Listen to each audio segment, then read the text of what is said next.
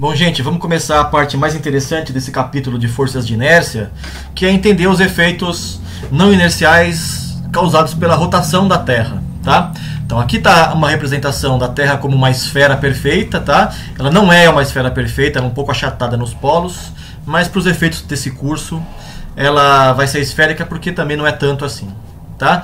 A Terra gira em torno do eixo norte-sul, tá? Olhando do polo norte, que é aqui em cima, né? Olhando para baixo do polo norte, é no sentido anti-horário. Tudo bem? E eu estou aqui numa posição qualquer, em algum meridiano da Terra, tá? Numa colatitude θ. A colatitude é o ângulo que a minha posição faz com o eixo norte-sul. Esse ângulo θ, colatitude.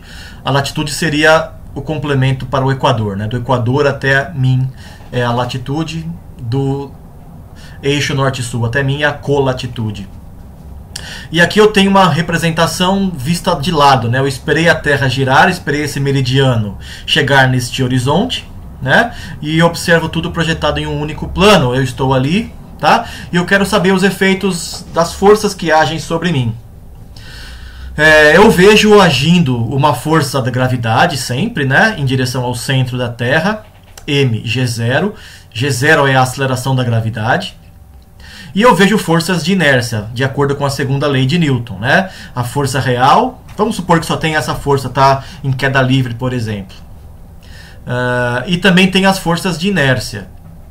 Tem uma força centrífuga, a força de Coriolis e a força LE, que é aquela força que eu batizei em minha homenagem, que nesse caso é zero, porque a frequência angular de rotação da Terra é praticamente constante, né? A aceleração angular da Terra é quase que zero, é quase que desprezível, tá? A força de Coriolis eu também estou considerando muito pequena, né? Próxima de zero, para objetos com velocidades pequenas, tá? Vamos dizer, abaixo de 1000 metros por segundo, alguma coisa assim, tá? É suficiente você considerar isso igual a zero para esses efeitos que eu estou pensando aqui, tá? Então a única força de inércia que sobra é a força centrífuga, né? Calculada, como a gente sabe, desta maneira aqui, tá? É um duplo produto vetorial ômega vetor R, vetor ômega. Então vamos calcular primeiro a ômega vetor R, tá? Deixa eu falar uma coisa antes. Eu estou usando G0 para a aceleração real da gravidade, porque eu vou chamar a aceleração da partícula, R2 pontos, de G. Tá? E essa é a aceleração aparente da gravidade, né? É uma resultante da aceleração da gravidade que aponta para o centro, com a aceleração centrífuga que te empurra para longe, né, do eixo norte-sul. Então eu tenho que compor as duas, né? Gravidade mais centrífuga, para obter a gravidade aparente, ou peso aparente, tá? Bom, vamos escrever então ômega e R para a gente conseguir calcular esse produto vetorial, né? Bom, ômega é a frequência angular, ômegazinho, na direção K. K é esse versor aqui que aponta do sul para o norte, tá? E eu vou escrever o vetor posição, que é esse que vai do centro da Terra até mim, né? Até onde está a partícula, por essas duas componentes. Ó, é uma distância h na direção k, mais uma distância r seno de θ na direção ρ. Tá? Se o raio da Terra é r e a colatitude de onde eu estou é θ, essa distância aqui é r seno de θ. Tá? Eu estou chamando essa direção de ρ chapéu. Então esse daqui é o vetor posição. Vamos fazer então o produto, ó, vetorial, ômega vetor r, né? Então é ômega k vetor hk, isso é zero, mais ômega k vetor r seno de θ ρ, que é o que sobrou aqui, ó, ômega r seno de θ k vetor ρ. Vamos usar essa figurinha aqui, ó, para entender qual é o sentido do produto vetorial k vetor ρ. K é o vetor que aponta nessa direção aqui, né, na direção sul-norte, e ρ é o perpendicular a ele. Certo? Usando a regra da mão direita, você vai ver que o produto vetorial k vetor ρ é um vetor φ, digamos, né, que aponta na direção entrando no seu computador perpendicular à tela, tá? Φ, né? Então, eu descubro que essa daqui é o valor de ômega vetor R. ômega R seno de θ na direção ali indo para leste. Percebe isso? Não, indo para leste, né? Seria essa direção aqui indo para leste. Tá? Perpendicular a esse vetor, né? E perpendicular e tangente a este paralelo aqui, né? Ou seja, para leste. Qual é a magnitude? É ômega R seno de θ. Igual a zero nos polos, né? Nos polos θ igual a zero ou 180 graus, o seno é zero. Não tem, então, ômega vetor R nos polos. No equador é máxima. No equador θ é 90 graus, seno de θ é 1, né? Então é ômegazinho R. O que significa isso mesmo? Bom, a gente já viu isso em outros vídeos. Ômega vetor R é a velocidade devida à rotação de qualquer ponto fixo no referencial não inercial. Então, qualquer objeto fixo na Terra tem velocidade ômega R seno de θ visto por alguém no espaço, visto de um referencial inercial no espaço, né? Ômegazinho R em módulo é mais ou menos 1.700 km por hora, 460 metros por segundo, 1,7 km por hora. Então, em uma hora você percorre 1.700 metros, 1,7 km. Não é de se jogar fora, né? A gente não percebe isso porque tudo à nossa volta tem a mesma velocidade, né? E é mais ou menos constante, porque a aceleração centrífuga também não é tão grande assim, tá? Portanto, a gente não enxerga o efeito de qualquer aceleração centrífuga muito pronunciado sobre nós. Mas a gente tem uma velocidade alta de rotação, 1.700 km por hora, se eu estou parado na Terra, né? Visto do espaço, né? Ok, então vamos continuar calculando agora a força centrífuga, né? Eu tenho agora que usar a expressão para força centrífuga, usando o que eu acabei de encontrar aqui, né?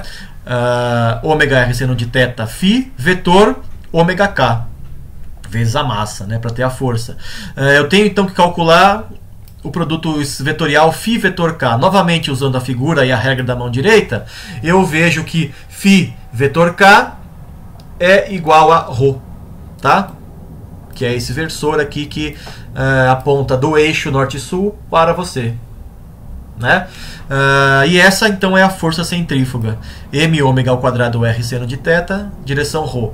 Veja, né, que ela tem as mesmas características da velocidade de rotação para a partícula parada, né? Qualquer pessoa no polo norte ou no polo sul não tem força centrífuga, óbvio, né? Porque a sua distância ao eixo de rotação ali é zero, né? Qualquer pessoa no polo norte ou no polo sul está em cima do eixo de rotação, não tem distância nenhuma para ela poder girar, né? Então ela fica ali só girando ao redor de si mesma, né? Sem ter uma velocidade de rotação. Tem uma frequência de rotação, obviamente, que é o ômega, mas não tem velocidade de rotação e não sente força centrífuga nenhuma, né?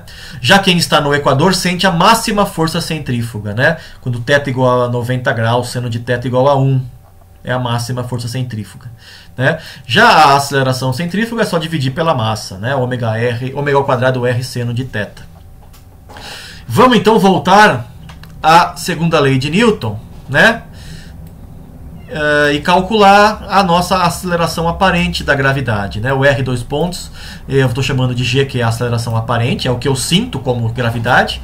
Ela é uma componente G0 na direção radial, olha lá a figura, né? Tem a componente na direção radial, mais a componente que vem da força centrífuga, ou da aceleração centrífuga, né? Nessa direção ρ chapéu aqui. Então eu tenho que fazer a composição das duas, tá? Como está feito aqui. Agora eu quero projetar essa aceleração em outras direções. Veja, aqui eu tenho um desenho só no octante onde eu me encontro, tá? Aqui está o Equador, né? Aqui está o centro da Terra, ali está o Polo Norte. Eu estou aqui.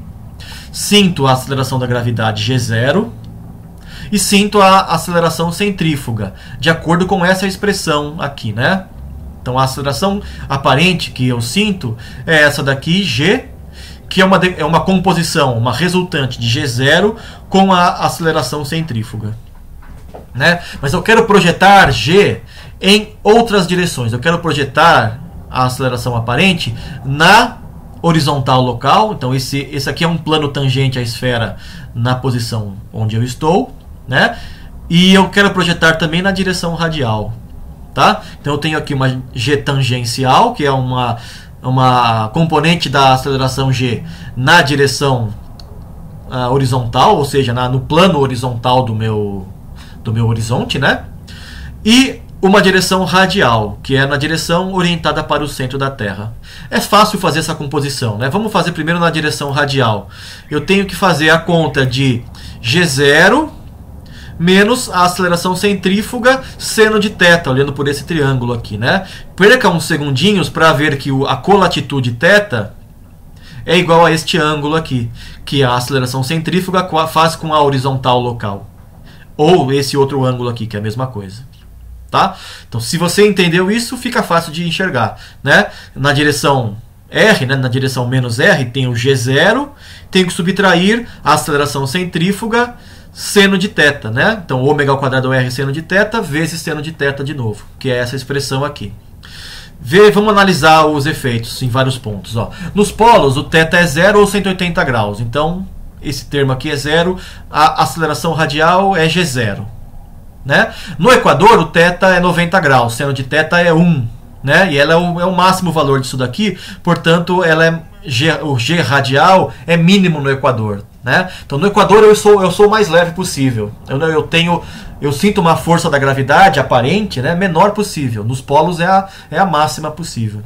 Mas o efeito disso é muito pequeno. Né? Ó, ômega ao quadrado R sobre G0, né? Ou seja, o efeito que eu sinto no Equador comparado ao que eu sinto só pela gravidade G0 é 0,35%. Essa relação é 3,5 vezes 10 a menos 3. Né? Ou seja, G0 é quase 3 ordens de grandeza maior do que a aceleração centrífuga, vamos dizer. Tudo bem? Portanto, eu realmente sou mais leve no Equador, mas apenas 0,35%. Tudo bem? Então não é tão pronunciado assim. Já na direção tangencial, né, vamos projetar G na direção tangencial, é basicamente a projeção da aceleração centrífuga. Né? Então é a aceleração centrífuga cosseno de θ, que é ômega ao quadrado R seno de θ, cosseno de θ. Né? Vamos analisar os valores. Ela é 0 nos polos e no Equador. Ó. Tá? Nos polos, o θ é 0 ou 180 graus. Né? Então seno é 0. No Equador, o cosseno de θ, que vai ser 0, que é 90 graus. No Equador, cosseno de θ, cosseno de 90 é 0. Portanto, também é 0. E ela é máxima a 45 graus de latitude norte ou sul. Tá? Ou seja, θ igual a 45 graus de latitude. Aqui está a latitude, ó. Né? θ 45, a latitude também é 45. No polo, isso no hemisfério norte. No hemisfério sul, é 90 mais 45 graus, né? Ou menos 45 graus de latitude, ou o θ é 90 mais 45. De qualquer maneira, é máxima. Né? Seno de θ igual a cosseno de θ, raiz de 2 sobre 2. Tudo bem? Vamos calcular agora o efeito disso, né? O desvio na vertical local. Veja, G0 é a vertical que aponta diretamente para o centro da Terra. É a direção que aponta para o centro da Terra. G, essa direção G aqui, é a direção vertical local, tá? Que não é necessariamente a mesma, não é necessariamente perpendicular à horizontal local, né? Ela faz um ângulo alfa com a direção da vertical com o centro da Terra. Eu quero calcular o valor desse ângulo alfa. Né? Olhando aqui nesse triângulo, ó, né, o ângulo alfa tangente dele é a componente tangencial dividido pela componente radial. Né? Fazendo a conta com as expressões que a gente acabou de encontrar e simplificando um pouco, a gente tem essa expressão aqui. E vamos fazer a conta para θ igual a 45 graus, que é o valor onde o alfa vai ser máximo, né? Já que o G tangencial é máximo em 45 graus. Né? Põe 45 graus nessa expressão, você vai obter isso daqui, ó, que já é suficiente para você obter alfa se você quiser. Substitui números para o planeta Terra, acha a tangente de alfa e acha o arco tangente para obter o alfa. Né? Mas eu vou fazer uma simplificação, que é a seguinte: se você calcular esse número aqui, ó, 2G0 sobre ômega ao quadrado R, você vai ver que ele é bem grande, tá? Da ordem de uns 300 e pouco, alguma coisa assim. Então subtrair 1 não faz muita diferença, eu posso ignorar esse 1 que subtrai. Então eu escrevo a tangente de alfa mais ou menos como igual a isso daqui, simplesmente assim. Tá? Além disso, uma outra aproximação vem do fato de que o alfa é pequeno. Tá? A tangente de alfa é pequeno, o alfa é pequeno. Então o alfa é mais ou menos igual à própria tangente.